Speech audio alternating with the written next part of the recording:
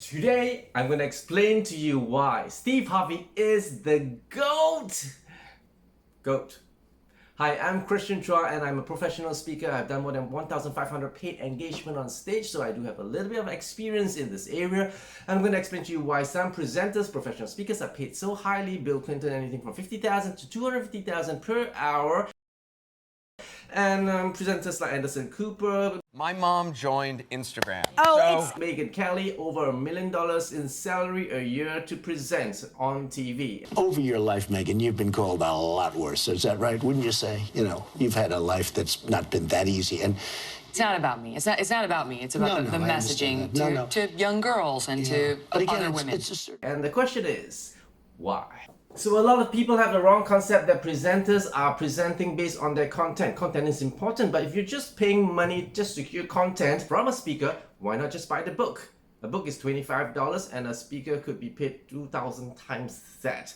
Well, you can even buy an ebook, which probably costs less than half of the actual hardcover book, and even some sites give you free downloads. Oops, don't say I say that. So it cannot be just the content. In the same way, you can listen to Billie Eilish on a CD. MP3. You can download from Spotify, or you can watch on the YouTube. But why do you want to fork out $200 or even $1,000 to watch a star sing in an arena crammed with people? Because it is just not about the music. It is about the experience. So people pay money to hear a motivational speaker live, although they can download the ebook or even watch them on YouTube, because there's another element called the transformation. The engagement being there is totally different from watching from a video. So if you watch an old video of the Beatles and John Lennon says she loves you, yeah, and there you are in your PJs and sipping a cup of coffee, the intensity is just totally different, and the experience is totally different if you are there at the Hollywood Bowl shouting along with 16,000 16-year-old girls. Okay, so that is what we mean by having a live performance. So since COVID has struck, the effectiveness of a motivational speaker online is quite different from being live with the motivational speaker. Sure, you can learn hard skills online, like how to fix your air conditioner, how to get out of this PowerPoint issue. Yes, you can learn that online, but if you want something transformational, you would like to go live. Okay, so that comes to the next point, why Steve Harvey is the GOAT. So we're gonna break down this recent Family Feud video where Steve Harvey has Joe Coy's entire family playing against each other, mother and son. It's time to play Family Feud. Give it up for Steve. So as you watch him walk in, he has this bounce, okay? To me, it's like this Motown singer kind of bounce. Hey, you know, I'm cool, huh? I'm suave. That's very nice. He has his own style, but then as people cheer for him, very approachable, and then he says thank you by putting his hand downwards rather than doing this. Okay, that's more like Richard Nixon. Well, welcome to Family Feud, everybody. I'm your man, Steve Harvey. Now he says, I'm your man, Steve Harvey. When he says that, he's connecting the audience with words. He says, I'm your man, I'm your bro. Okay, I'm your bro, I'm your man. We are on the same team. It's very subconscious, but it's a technique that we use all the time. Hey, I'm your man, we're on the same side. Hey, together we. Very subconsciously, he wins you over. A special show for you today, folks. It's comedian, actor, and star of the new film Easter Sunday, Joe Coy and family. And they're playing for the American Nurses Foundation. They are playing against Joe's movie mom, actress Lydia Gaston and family. And they're playing for Friends of Tapulonga. Tapulanga. That's close as I can get, baby. Not bad. I felt in my heart that I had nailed it. I did not know whether that was rehearsed or that was genuine. Tapulanga. And you know, he gives you that I'm an idiot look, okay? So this is like self-effacing comedy. Okay, you make yourself likable because you don't make fun of the audience, you make fun of yourself. And this is a very signature trait that he does quite often.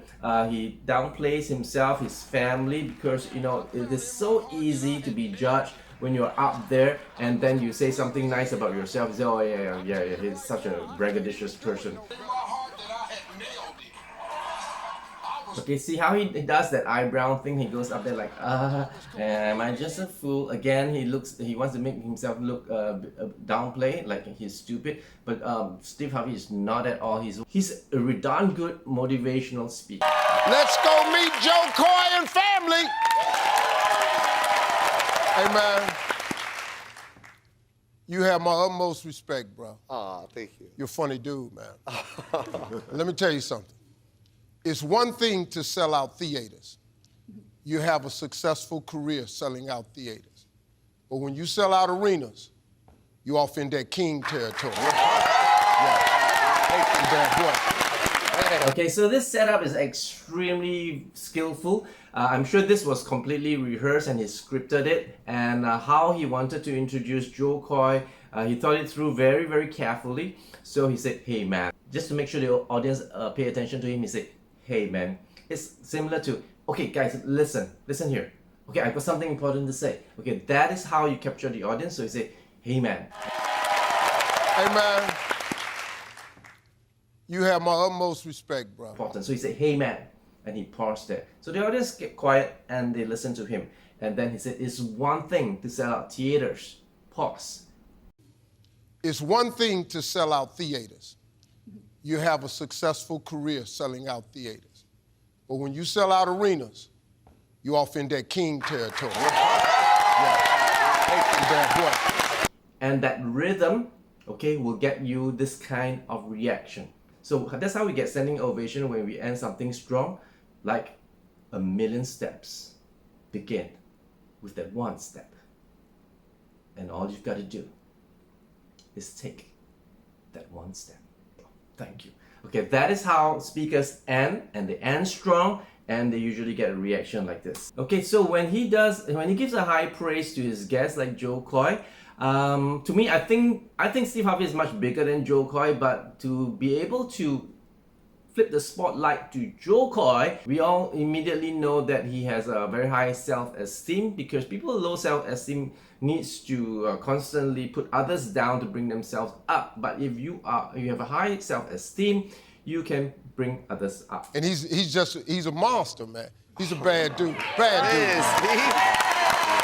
Bad means good, just like Michael Jackson's Bad album. It means good. In a way, like we say, wow, you damn wicked. It didn't mean wicked, it means like wickedly good. Okay, so that's what he means. And he's continuing his high praise, telling him that he's really bad, very good, and he's such a monster. Monster is mega size. Okay, you're a giant in the industry. Welcome to the show, bro. It's an honor. No, man, I wanted to give you them flowers, dog, because people don't know, man. If you got to check out his Netflix special, I'm trying to tell you what funny is. I know. Okay, that joke was quite good, because he said, I want to tell you what funny is, man. I know. For a moment, he's taking the limelight. If you figure out the joke, he's saying, I'm funny too. I'm Steve Harvey, I'm funny too. In a way, it's like it's a positively cringy joke that went really well. Hey, I know, I'm funny, I know, okay? And he keeps a straight face.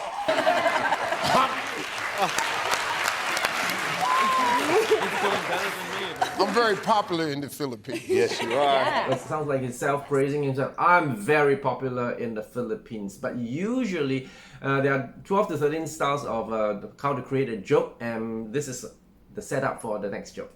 Yes, you are. Did you see him rubbing his hand? Okay, that is not a normal body language. That's actually a rehearsed body language. Like he is displaying awkwardness as part of his comedy setup. I know. Started out for the wrong reason, but when I went to Manila, we did Miss Universe in Manila after I announced the wrong name. Okay, so if all you guys remember, Steve Harvey was hosting the Miss Universe, and eventually he announced the wrong name and he had to retract back. It was kind of embarrassing, but he was... Is Colombia! I have to apologize. The first runner-up is Colombia. Miss Universe 2015. He was willing to address the elephant in the room. People love him for that because he just knew how to do it. Yeah, I gave it to the wrong person. Wasn't my fault really, but whatever. But they wanted to wait till the next day and correct it in the newspaper, and I said no. And I went out there and gave it to Pia Warzop, who was from the Philippines, and she won. So we did Miss Universe in Manila. And oh my God, when I got there, it was the king then me. I was just like, I had 16 armed guards. I was driving around Manila. I was the man. So, okay, let me break it down for you. Why is it so interesting? First of all, he knew his guests were Filipino, so he related and he connected a story. And then he says that, hey, I'm popular in the Philippines, setting up for something. He tells you, gives you a hint, it's about the mistake I made. And then he turns it and say, I was so popular at 16 armed guards. First it was the king and then me. I don't think Philippines has a king. So he said, what you mean is people wanted to kill him because he made such a big mistake. But he just changed it and say, see, look, I'm so popular. I have armed bodyguards, okay? And it's not because he's like popular, Beatles popular, where the girls want him. This one is that people want his head. So he made a joke out of it. Okay, these are all very skillful traits as a speaker, because what makes it interesting, remember, it's not just the content. When you go out there as a motivational speaker, it isn't about the content, it's about all the other extras that you dump in the I call her, so that's my best friend right there, Gemma. And then her beautiful, this is their beautiful daughter, AJ, AKA the star athlete. She's played for several colleges in basketball. And then, of course, she's getting her master's this year in accounting. Yeah. He went to college, and the dean was talking to me about it. He said, Mr. Harvey, you should be more encouraging to your son about college, higher education. Well, I got a high school diploma. I don't know what you're talking about. I'm gonna just take my boy out of school. We're gonna go see the world, see what we can make out of it after that. So that's how we did it, man. Yeah. How you pronounce? Ajalia? Ajalon. Ajalon? Yeah. How old are you? I am 23. 23. Oh my goodness. Wow, she's gorgeous. Dog. Thank you. I have a son. And Okay, so you see the setup for the joke. These are very skillful host skills, and of course Steve Harvey with his tremendous stand-up comedy background, his acting, he can crack all these jokes off the cuff. It's impromptu, and that is why you pay for such hosts, because they can banter, they can react to the audience immediately. After introducing AJ and knowing that she has such a glorious track record and credentials, he introduced to his useless son and said, I have a son. And immediately the audience burst into laughter because they knew what he was getting at, and that was, would you be interested in a lower grade guy? Okay, so we actually can go on a lot on this. If you're interested as a speaker or a trainer or someone that wants to be better on stage, just put it down in the comment, because I've got quite a lot of experience in this, and I actually mentor other speakers, and I also am judges of many speech competitions. So if you want to know more of the tricks and traits on how to be a good speaker, just put it down in the comment. I'll definitely make videos on this, okay? So I hope you enjoyed today's content, and why Steve Harvey is the GOAT is because he knows how to joke at the right time, he knows how to appear not cringy, and he knows how... I'm still here, I'm just pretending you were just checking your Wi-Fi connection. I'm Christian, trust you in the next video.